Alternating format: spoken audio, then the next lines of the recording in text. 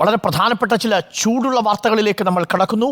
അതോടൊപ്പം ചൂടുള്ള ഒരു വാർത്ത അടുത്ത കാലത്ത് നമുക്ക് തന്നത് DYFI നേതാവ് മനു തോമസ് ആണ്. CPM-ഉമായി ബന്ധപ്പെട്ട ഒരു വാർത്ത പുറത്തു വന്നിരുന്നു. അത് പ്രേക്ഷകർക്ക് അറിയാവുന്നതുപോലെ CPM-ലെ ജില്ലാ കമ്മിറ്റി അംഗവും യുവ നേതാവുമായിരുന്ന M ഷാജർ തനിക്കെതിരെ ഗൂഢാലോചന നടത്തിയെന്നൊരു പരാതി മനു തോമസ് എന്ന ഈ DYFI മുൻ ജില്ലാ കമ്മിറ്റി അംഗം DCCക്ക് കൊടുക്കുന്നു 2022-ൽ.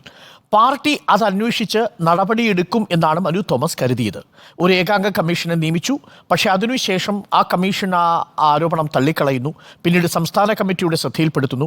അപ്പോഴും മനുവിന് അനുകൂലമായിട്ട് നിലപാടുണ്ടാവുന്നില്ല. ഒടുവിൽ മനു അംഗത്വം പുതുക്കാതെ പാർട്ടിയിൽ നിന്ന് സ്വയം ഒഴിയുകയായിരുന്നു. കൊട്ടേഷൻ സംഘങ്ങളുമായി ഷാജറിന് ബന്ധമുണ്ട് എന്നതാണ് വളരെ ഗുരുതരമായിട്ടുള്ള ഒരു ആരോപണം. മനു തോമസ് നമുക്കൊപ്പം ചേരുന്നുണ്ട്. Manu Thomas, very good morning.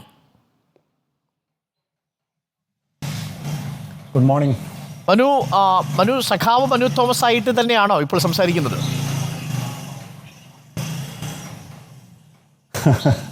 തീർച്ചയായിട്ടും. ഓക്കെ, ശരി. അങ്ങനെയാണെങ്കിൽ എൻ്റെ ഒരു ലളിതമായ ആദ്യത്തെ ചോദ്യം, എല്ലാ കാലത്തും ഇടതുപക്ഷമായിരിക്കും. ശരി, CPM-ൽ നിന്ന് താങ്കൾ സ്വയം ഒഴിവായതാണ് എന്നാണ് ഞാൻ മനസ്സിലാക്കുന്നത്. ഞാൻ പറയുകയാണ് ചെയ്യേണ്ടത്. അതെ, ഞാൻ അങ്ങോട്ട് ചോദിക്കാം. പാർട്ടിയുടെ ഭരണഘടന അനുസരിച്ച് കഴിഞ്ഞ 15 മാസമായി താങ്കൾ പാർട്ടിയുടെ ഫോറങ്ങളിൽ പങ്കെടുക്കാറില്ല. താങ്കൾ അംഗത്വം പുതുക്കാതെ സ്വയം ഒഴിയുകയായിരുന്നു, അല്ലേ? തീർച്ചയായും. പക്ഷേ എനിക്കിത് പറയുന്നതിന് മുമ്പ് നിങ്ങളോട് പറയാനുള്ളൊരു കാര്യം, ഞാൻ ഈ ഇന്നലെ മിനിങ്ങാന്ന് മുതൽ ഈ വാർത്തകൾ വന്ന് തുടങ്ങിയപ്പോൾ പല ചാനലുകളും പത്രക്കാരും എന്നെ സമീപിച്ചിരുന്നു. അപ്പോൾ ഞാൻ അവരോടൊന്നും പറഞ്ഞ് എനിക്ക് വ്യക്തിപരമായി ഒന്നും പറയാനില്ല എന്നുള്ളതാണ് പറഞ്ഞത്. പക്ഷേ ഞാൻ മിനിങ്ങാന്ന് മാധ്യമങ്ങളോട് പൊതുവിൽ സംസാരിക്കുകയും ചെയ്തു. സംസാരിക്കാനുണ്ടായ കാരണം, ഞാൻ കഴിഞ്ഞ കുറേയായി നിശബ്ദനായിരുന്ന ആളാണ്. ഒരു കാര്യങ്ങളും ഞാൻ പറയാതെ ഇടപെടാതെ ഇരുന്ന ആളാണ്. പക്ഷേ എനിക്ക് പറയേണ്ടി വന്ന, നിർബന്ധപൂർവ്വം ചാനലുകളോട് പറയേണ്ടി വന്ന സാഹചര്യം എന്ന് പറയുന്നത്, താങ്കളുടെ ഈ ചാനലിനകത്താണ് ആദ്യമായി ഈ CPM-ൻ്റെ സംഘടനാ രഹസ്യം ചോർത്തി, ആരാന്ന് എനിക്കറിയില്ല, ആരോ ചോർത്തി ഒരു വ്യാജ വാർത്തയായിട്ട് എനിക്കെതിരെ ആദ്യമായി കൊടുത്തത്. അപ്പോൾ എനിക്കത് കണ്ടപ്പോൾ വലിയ പ്രയാസം തോന്നി. കാരണം എന്താ വെച്ചാൽ, തീർത്തും അടിസ്ഥാനരഹിതമായ കാര്യം, ഒരു സത്യം അവിടെ ഇങ്ങനെ നിവർന്ന് കിടക്കുമ്പോൾ അതിനെ മാറ്റിയിട്ടിട്ട് വേറൊരു അസത്യത്തെ പ്രചരിപ്പിക്കാൻ ആദ്യം ഉപയോഗിച്ചത് താങ്കളുടെ ചാനലിലാണ്. അത് തെറ്റാണ് എന്നിപ്പം താങ്കളിപ്പം പറഞ്ഞതിൽ നിന്ന് തന്നെ മനസ്സിലായിട്ട്. കാരണം എന്നെ പാർട്ടി പുറത്താക്കിയതല്ല, ഞാൻ സ്വയം ഒഴിഞ്ഞു നിന്നതാണ്. അപ്പോൾ ആ വാർത്തയുടെ ഉള്ളടക്കം എങ്ങനെയാണ് ഉണ്ടായത് എന്നുള്ളത് ഒരു പ്രധാനപ്പെട്ട കാര്യമാണ്. കാരണം അത് CPM-ൻ്റെ തീരുമാനം താഴേക്ക് റിപ്പോർട്ട് ചെയ്യപ്പെട്ടിരുന്നില്ല.